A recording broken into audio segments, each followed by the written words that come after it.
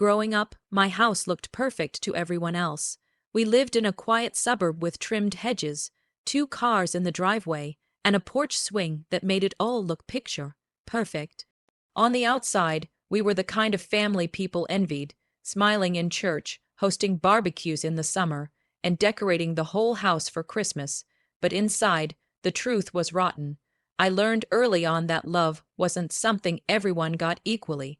My sister Emily was the princess. She had her own room, freshly painted pink with a canopy bed and fairy lights. She got new clothes every season, a phone before any of her friends, and all the attention. My mom would run her baths with bubbles and essential oils. My dad, he'd light up just seeing her walk in the room. She was praised, spoiled, protected. Meanwhile, I felt like a shadow. I shared a room with cardboard boxes in the cold part of the house, slept on a mattress that dipped in the middle, and wore the same clothes until they didn't fit anymore. If I spoke up, I was told to stop being ungrateful. If I stayed silent, I was forgotten. Dinner was the worst reminder. My sister would be served thick, juicy steaks cooked to her liking, seasoned vegetables, and buttery mashed potatoes. Me, I'd get microwaved leftovers. Cold pasta, burnt rice, sometimes just plain bread with watery soup. I used to pretend I wasn't hungry, but hunger has a way of screaming louder than shame. I remember once watching her take a bite of perfectly grilled salmon while I scraped crumbs off my plate. It wasn't just about the food. It was what the food meant that she mattered, and I didn't. I tried to win their love. I brought home good grades. I stayed out of trouble. I helped clean without being asked. But it never changed anything. If Emily spilled a drink, they laughed and cleaned it up for her. If I did the same, I got slapped across the face. I started to notice how everything in our house rotated around her, her dance recitals, her school projects, her moods. I was the afterthought, the mistake they didn't know what to do with. It was a Tuesday night, the kind of night that should have been ordinary. Emily had just come home from cheer practice, her curls still perfect, her makeup untouched. My mom was already at the stove, humming and flipping a thick, perfectly seared steak in the cast iron skillet. The smell filled the kitchen, rich, savory, mouth-watering. My stomach growled, but I knew better than to say anything. I sat at the corner of the table, silent, waiting to see what scraps would be thrown my way. A few minutes later, the steak was plated with garlic butter, steamed asparagus, and mashed potatoes. She set it gently in front of Emily, like a prized offering. Then she walked over to me and dropped a bowl, lukewarm rice with a thin drizzle of soy sauce. I stared at it, the difference so blatant it almost felt like a joke. I don't know what came over me, but something inside snapped. Maybe I was tired, maybe I finally wanted to be seen, so I asked, "Why does Emily get steak and I get this?" The room froze. My mom went quiet, the sizzle from the pan the only sound in the room. Emily looked at me like I had spoken a foreign language. Then slowly, I heard my dad's chair slide back. He didn't shout, didn't scold. He just stood up, walked out of the room, and returned a minute later holding a hammer. At first, I thought he was fixing something in the garage. I even chuckled nervously and said, "What are you doing with that?" That's when he grabbed my hand. His fingers clamped down like a vice.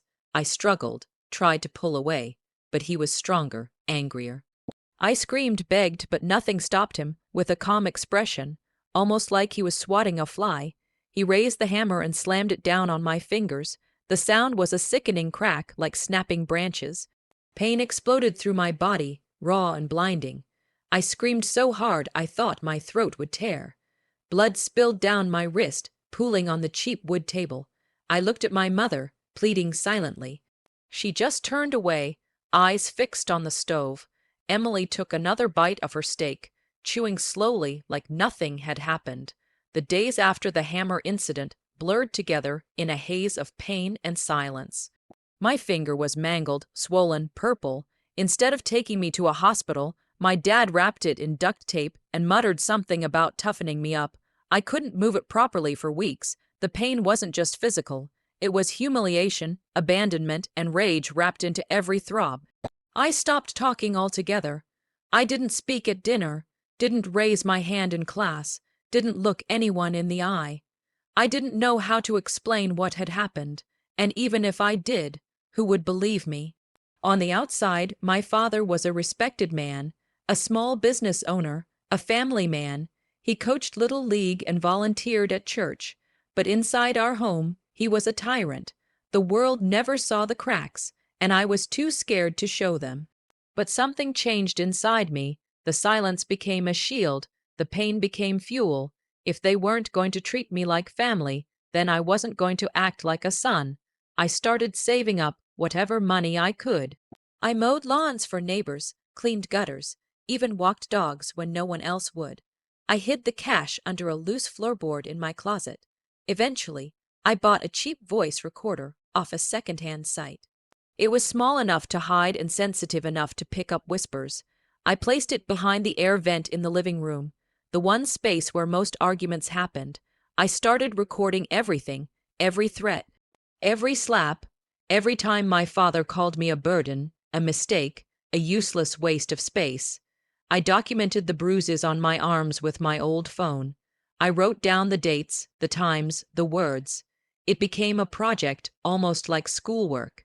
I studied their patterns, when he got angriest, when my mom stayed quiet, when Emily laughed instead of helped. For once, I felt like I had control, like I was collecting puzzle pieces of a picture only I could see. I didn't know what I would do with all of it yet, but I knew I wouldn't stay silent forever. Emily's graduation party was the perfect stage. My parents rented out a fancy event hall, complete with catered food, floral centerpieces, and a slideshow of her childhood projected on a giant screen. Everyone who ever mattered to them was their teachers, neighbors, church elders, my dad's business partners, even local officials.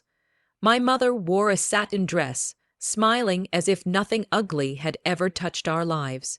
My father stood proud in a tailored suit, shaking hands, hugging people, pretending to be the perfect patriarch. And Emily, she was glowing, the star of the evening, eating up the applause like she was born for it. I kept to myself, sitting at a table in the back, clutching a small USB drive in my pocket like it was my heart. My palms were sweating, my stomach tight, but I had rehearsed this moment over and over in my head for months. Every word, every beat. When the time came for family speeches, I stood up slowly. My name wasn't even on the list, but I raised my hand and said I wanted to say something as her brother. Polite applause rippled through the crowd. I stepped up to the mic, trembling, but I looked my father straight in the eyes. Then I plugged in the USB and hit play. At first, people were confused. The recording was scratchy at first, just background noise. Then came his voice, sharp, cruel, unmistakable. "You're nothing. You think asking questions makes you a man. You're just a goddamn mistake I never wanted." Murmurs spread across the room. Then came the sound of a slap. My mother's voice, quiet and complicit. "Don't do this now, he'll stop eventually." Then another thud, a whimper, my voice crying. People started gasping. One of my dad's business partners stood up, face pale. My mom shouted for someone to turn it off, but no one moved. I held the mic tighter. Then I passed out manila envelopes to each table. Photos, time, stamped recordings, journal entries, screenshots, everything. I had mailed copies to the local police department the night before. My father's face drained of color. Emily screamed at me, furious, panicking as the perfect world she lived in cracked wide open. That night changed everything. My father was arrested within 48 hours, charged with multiple counts of domestic abuse, child endangerment, and evidence obstruction. The recordings were undeniable. The community that once admired him turned their backs overnight. His business collapsed, his reputation shattered. My mother tried to play the victim, but years of silence and passive complicity spoke louder than any excuse she gave. Emily lost her scholarship after the school reviewed the public scandal and her visible role in belittling and ignoring years of abuse. For the first time in my life, I wasn't the invisible one. I was the survivor who finally spoke. I moved out the next week and never looked back. My scholarship came through, and I started over new city, new name, new life. Therapy helped me reclaim my voice, and that broken finger became a permanent reminder of two things: how deep cruelty can go, and how powerful truth can be when it's no longer buried. I don't miss them. Not even a little. What I lost in blood, bone, and childhood, I reclaimed in justice.